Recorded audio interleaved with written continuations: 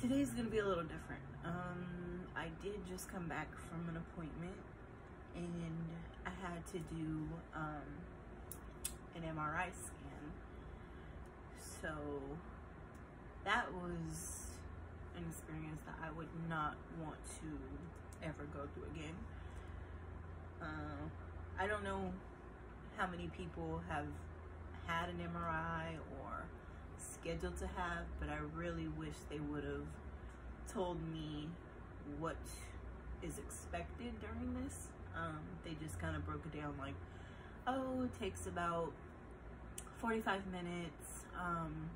After a certain amount of time, we're gonna go ahead and inject you with contrast to get clear pictures of the brain. I'll tell you before taking the pictures how long it's gonna be, and all that little stuff. So the reason I had the MRI is because I do have epilepsy. So my neurologist has scheduled this months ago. And, you know, I was like, okay, it's definitely time for me to, you know, get this out the way. Hopefully, excuse me, hopefully, you know, they find something to kind of work off of where my seizures are being triggered, which part of the brain, what they need to focus on next, or what else can be done, because I've been having epilepsy since I was 10. So it's been 18 years that they've been happening.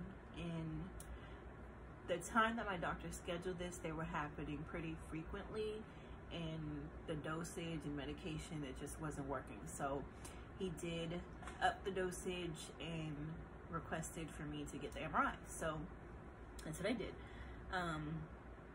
So I went in there. Of course, other people might not feel the same, but this is how it felt to me. It was like laying in a cold bathtub that closes, and you have a face mask, big helmet around your head, and you're stuck.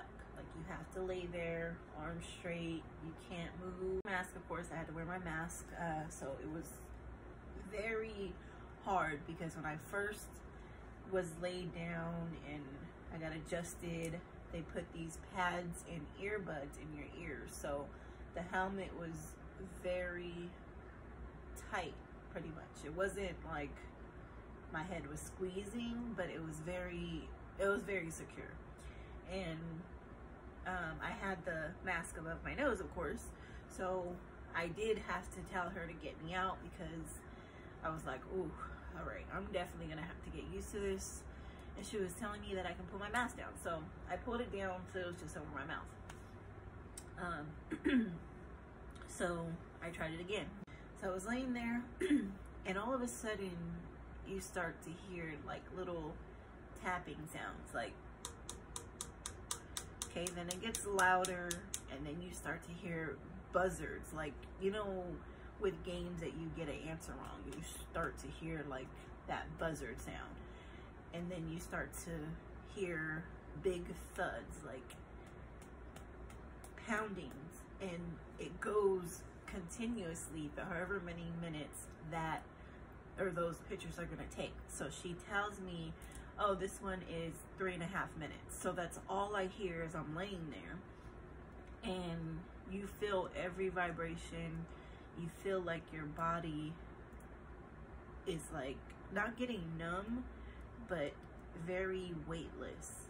And then you feel kicking, if that makes sense, like as if somebody is standing outside of the box or whatever, and it's like they're kicking. So you feel like a kicking thuds on your legs, then it moves up to your thighs, then it's right at your head.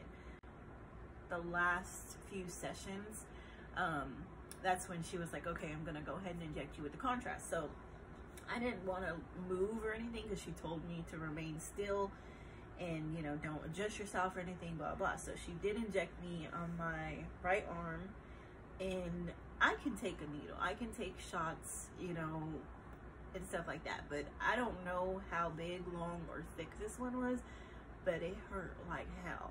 So as soon as she injected me, you know, she bandaged it up, put the little cotton ball and the tape, and I went back in. I don't know what it was supposed to do, or if it's a normal effect of what contrast to do, but when I went in there, my eyes just started fluttering. But when I say my anxiety went from 10 to 1,000, I just started like panicking. Like in my mind, I'm like, she injected me with some type of drug. I'm about to panic. Like I wanted to scream and like just fight my way out of it. And it was just kind of building up, and then I started feeling like my throat was swelling and I couldn't swallow. So I was like trying to lay there and, you know, take deep gulps, but it didn't, just something didn't feel right, and I was just losing my mind, and all I could think was, I'm stuck. I'm in here. I'm not gonna be able to get out. Like so when it was finally done, of course, you know, I'm back home now. I had to get the fuck out of that building. Like I rushed out so quickly, ripped off my mask, and as soon as I got in the car, I just broke down. Like I'm not even gonna lie. Like I was a big baby, and I was just taking deep breaths, and I rolled those windows down in the car, and I was just like, oh my God, I can move. I can breathe this fresh air. Well, I can breathe. I can move my arms. It's a part of me, and I know that there's a lot of people that also struggle with epilepsy and seizures, and it's, you know, it's a real struggle. It can definitely interfere in your, you know, in your life, in your day-to-day life. It can cause a lot of stress and just strain on your life. Like me personally, I can't drive because of how frequently my seizures happen. I've been good for the past few months. They're not happening as much or anything like that, but they were happening pretty frequently. I would literally, I would literally have about 4 episodes in one day. And when I mean by episodes, it's just the small seizures where you just kind of black out for a few minutes. Like you kind of get a scared feeling, like something is about to happen, like a big one is about to happen, and you kind of, you're stuck in that moment. So if somebody is talking to me, I can't really respond how I want. In my mind, I can speak clearly and I know what's going on. I know my surroundings, I'm aware, but I can't speak. It'll either be mumbling or it just won't make any sense. It drains you. It just drains all of your energy. You feel like you haven't slept in days, and it just throws you off. So it can, like I said, it can interrupt your day-to-day life. When I say big seizures, I mean completely unconscious, convulsing, everything. I do have those. Those are rare. Over the years, they became very, very rare. Maybe the most, I want to say, maybe 3-4 times a year, and the least, luckily, thank God, it went down to, I can go a year without a big one, and then probably once every year. And those ones are the ones where, of course, you get that scared feeling. And I remember so many times where I try to remember how long it took before the big one kind of made me unconscious. I know it's seconds. It's a matter of seconds. So I would try to get somebody's attention, or if people around me already knew my medical history, they would know what was going on. I wouldn't remember anything before me giving that warning to whoever's around me, and I would wake up and my body is sore, aching, pains. Like I said, I'm tired, I'm drained, I have no energy. I can't remember my surroundings. I can't remember my name. I can't remember what day it is. They, you know, of course they question you to see, you know, if you can remember. So it does affect your memory. It is a whole brain, I don't want to say issue. It is a whole thing that's based around the brain. It's, you know, wires and things getting all discombobulated and whatnot. But it does mess with your memory. So when I would come back to my normal self, it can take up to an hour or longer, but I would go straight to sleep, and I could sleep for about 2 to 3 hours. Then when I wake up, I would have a major headache, and of course know my name and be able to answer questions. But it is a scary feeling because there are those who have seizures like that, the grand mal seizures, the big seizures, and they don't remember. You know what I mean? It's not like I have those fears. I do. And it's not something that anybody would want to live with.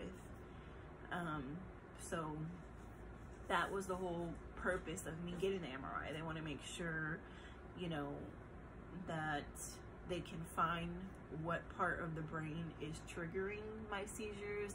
They want to see if they can pinpoint it, and then pretty much go from there. Now, I don't know the next steps after this. I've heard and seen so many neurologists over the years.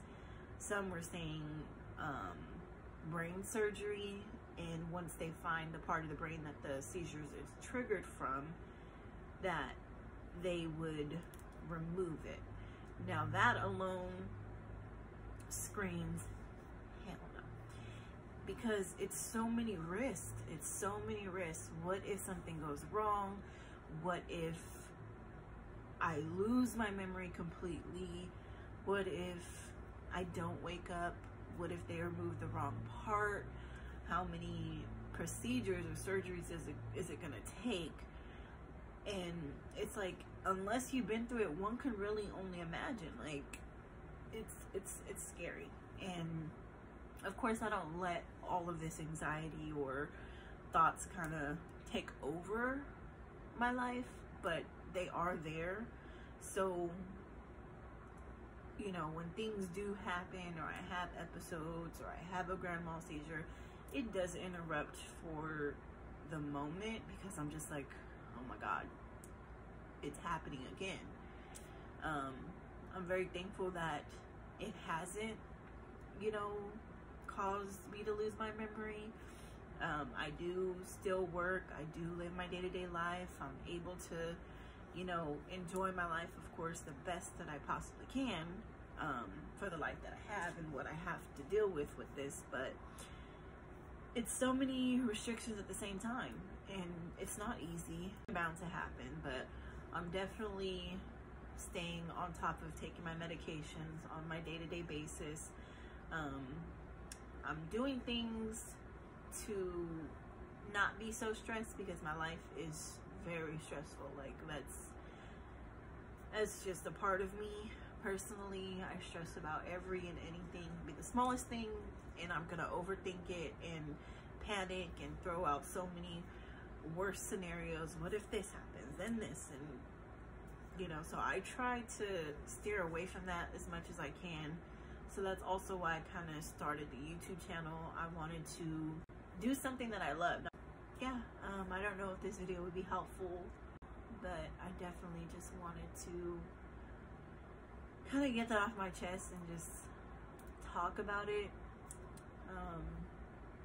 So yeah, I mean, I don't want to leave off on that note. So I am gonna say that I do have a lot more videos in mind that will be filmed soon. I do work around my work schedule as far as filming, so videos are either filmed late in the day or on the weekends. But I will try to film at least more than 1 or 2 today, just to kind of have them ready to upload. Nova hauls, of course. I have a few things that I picked up in stores that I want to show you guys. I do have future reviews on a few items that I'm trying out. I'm going to end this video on that note. So there's more videos to come, and thank you for watching the video. Please comment, like, and subscribe.